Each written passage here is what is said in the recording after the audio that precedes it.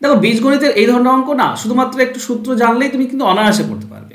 যেমন 11 নম্বর কোশ্চেনটা দেখো, 53 3বার গুণ হয়ে আছে, মানে আমরা বলতে পারি a কিউব প্লাস 3 2বার 53 একবার 27 আছে, তো 53কে a ধরেছিলাম মানে a স্কোয়ার, 27কে b ধরো তো b। এরপর দেখো 3 53 একবার আছে, 27 দুইবার আছে, তাহলে প্লাস 3 53 একবার মানে a, 27 দুইবার মানে b স্কোয়ার, প্লাস 27 3বার আছে, তারপরে বলতে পারি b কিউব।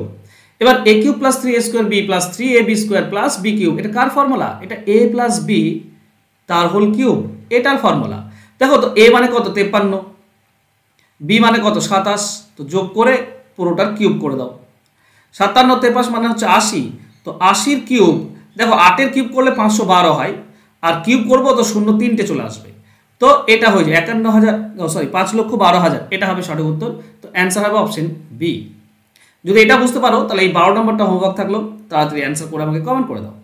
বন্ধুরা আজকের ক্লাস যদি ভালো লাগে তো একটু লাইক করে দাও, আর শেয়ার করলে তো আরও ভালো। আর যদি এগুলো ডিটেলস শিখতে চাও আমার YouTube channel matrix by Hasnat চলে যেতে পারো। ধন্যবাদ।